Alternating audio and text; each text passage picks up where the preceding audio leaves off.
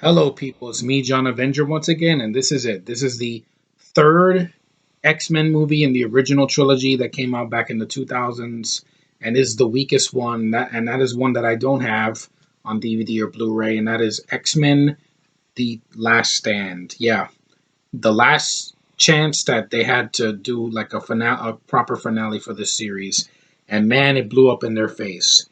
Brett Ratner, first of all, he was the wrong choice to direct this movie because Singer was going to come back and do this film, but he went to do Superman Returns, which I think is underrated. I don't hate that movie. And then they said, no, screw you, Brian Singer. We're just going to get somebody else to replace you. And they get Brett Ratner. Is he a terrible director? No, but he's more for comedy and action movies, with people, not with mutants and, other worldly characters. And just the way that this film that he presented it, the way he filmed it, it's just there's some decent action in the film, but it doesn't save the film. I'm sorry. I saw this film in the theater. I liked it at first, but looking back, it's really disappointing. The fact that this movie made more than the first two is just asinine, considering that I like the first two much more. This pretty much it didn't kill the X Men franchise, but it was heading in a wrong direction. It didn't really recover until like the 2010s. And to me, Days of Future Past is the real X Men 3. This is not. This is just convoluted and way too much stuff is in the movie. You got freaking. They ruined so much in this movie. Wolverine, he goes out unscathed. He is the best part of the movie. The good points, Wolverine, Hugh Jackman is good as Wolverine. The fight scenes are pretty cool. Kelsey Grammer was good as Beast. He was better than Nicholas Holt. And, it tries to have a more serious take. It's not as silly as the other films, but other than that, that's it. This film has way too many problems. First off, Brett Ratner thought it was a good idea as a director, and to the writers, he said, "Yeah, you can kill off Cyclops. Spoiler alert. Yeah, you can kill off Charles Xavier, and then cock tease us with his presence in somebody else's body at the end of the film, which makes no freaking sense because it's not like Xavier is a ghost." And then they ruined the freaking Dark Phoenix saga. But let's before we get to the Dark Phoenix saga, let me just say the problems before. Yes, killing off Xavier and Cyclops. What did that prove? Nothing. Oh, it's ballsy. No, it's not. Cyclops barely does anything in the first two films. They gave him very little to do, and I liked James Marsden as in the character, but they should have gave him more to do. He's the leader of the freaking X-Men, and you kill him off? He's pining about the loss of Jean at the end of X-Men 2, and then he has nothing to do here. He shows up in a lake, Jean shows up in red hair, they kiss, and she freaking sucks the life out of him and kills him like a bitch. Are you freaking kidding me? That upset me in the theater because I'm like, wow, an awesome character like Cyclops, and he goes out like a bitch.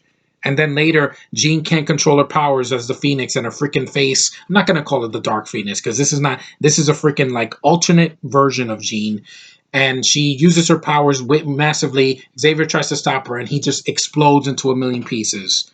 And I'm like, you know what? This movie is not gonna get any better. And it's like Wolverine is the leader of these movies. I like Hugh Jackman. I think he was freaking awesome as Wolverine all these years, and there's not going to be another one like him. But I'm sorry, Cyclops is the leader of the X-Men, not Wolverine.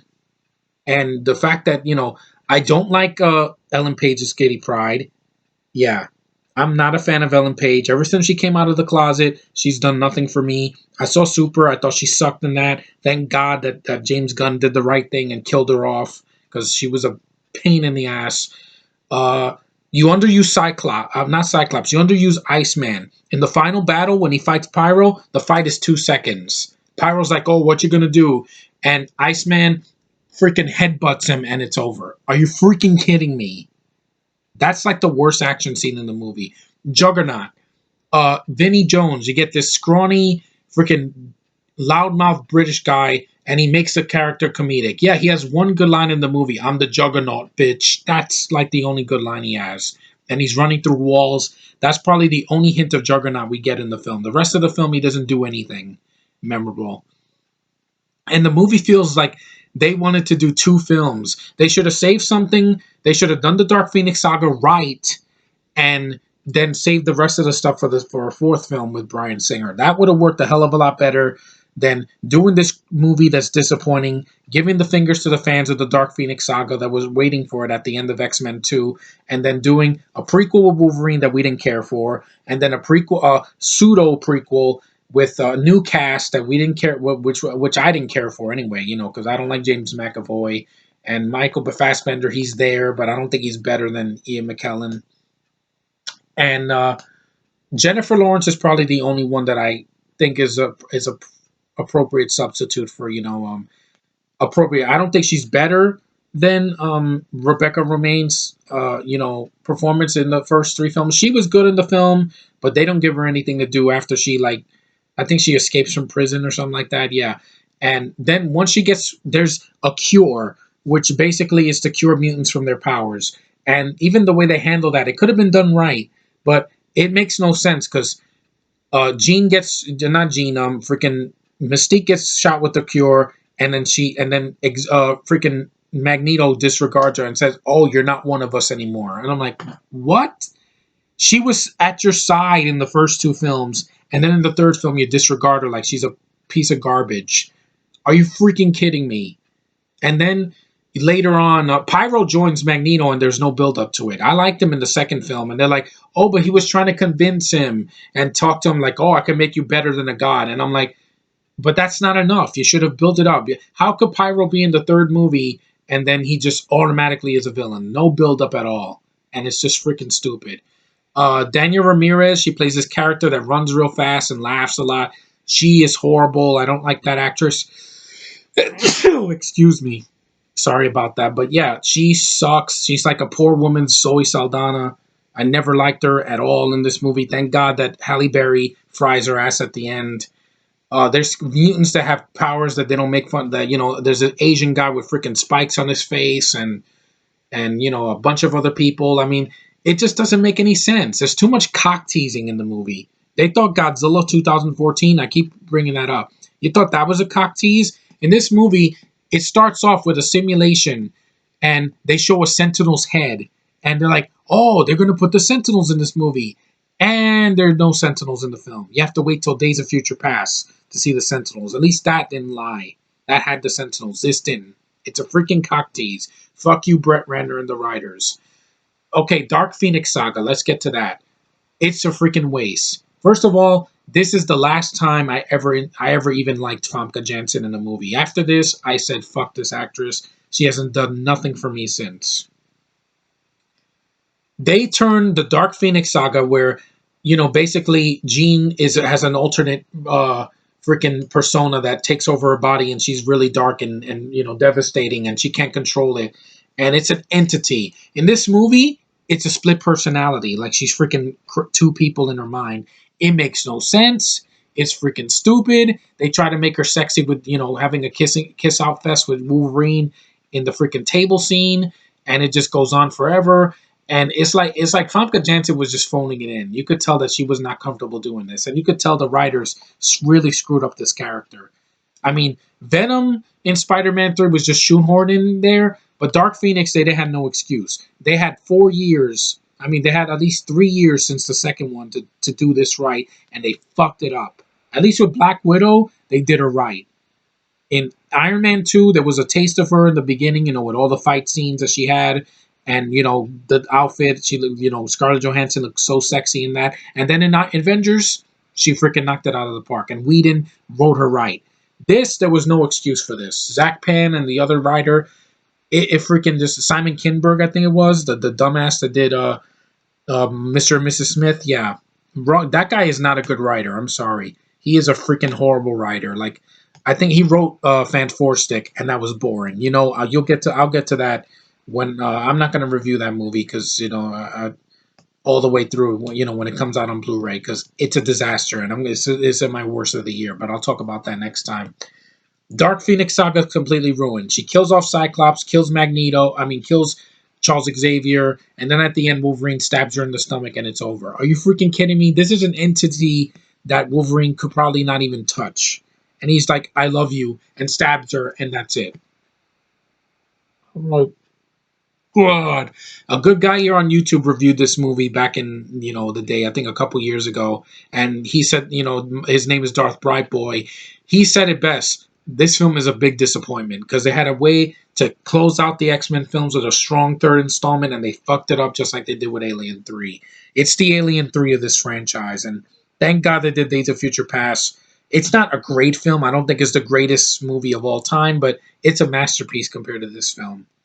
It didn't just have decent action, but it had a story that didn't have 15 billion things in it. And I thought it was much shorter and it felt more epic.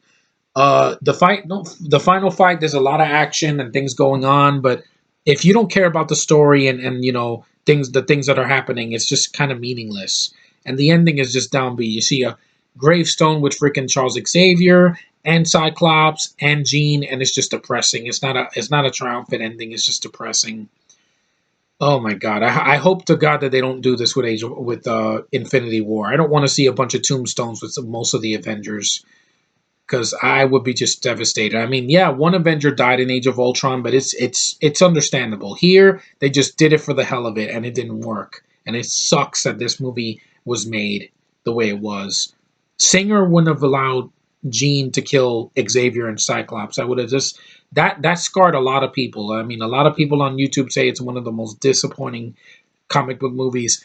Also, Comic Book Girl, I think she has pink hair and reviews comics and a bunch of movies that come out every year. She was right with Brett Ratner because she had a vendetta against him ever since he did this. And I'm like, yeah, the guy has butchered a lot of films, and people have said he's a douchebag in interviews. Guess what, directors? You're no more special than the people that produce, write, act, do production designing, or anything or miscellaneous stuff. You're not you know on your freaking pedestal more above these people. You know why? Because everybody in a film should do their part. A film doesn't just rely on the director. You need everybody to make it work. Not there is no production. But anyway, that's another rant for another time. This movie sucks. It's a big disappointment. I don't want to see this movie again. It just frustrates me that this was the first, X-Men movie that was done by another director and they fucked it up. And it was the start of the dark ages of cinema for Marvel. I mean, you had this, then a year later you had Ghost Rider and you had Spider-Man 3, which I don't hate, but a lot of people do. And it wasn't there wasn't a really good comic book movie in the theater until Iron Man, and I'm glad that when that paid off, Marvel was back on the bubble again. They were back on the gravy train, and but this was a blight on the Marvel universe, and I don't have to speak about this film again. It's one of the most disappointing comic book movies I've ever seen. In the theater, I liked it, but at the end, Magneto gets stabbed with the cure, and yet they tease him having a little bit of power at the end. What kind of a cock tease is that? That he's moving a chess piece with his hand, and yeah, this movie sucks. Not a fan of it. But next time, I'm not. I'm going to talk about a much better film. Guarantee you, it's eons better than this film. But anyway, thanks for liking, thanks for subscribing and commenting on my videos. You guys are awesome. I can't do this without you because I need viewers to see my videos and give their thoughts on these films, and it's always nice to hear about what you guys think of these films. So later, and stay tuned for a next review on another Marvel film later.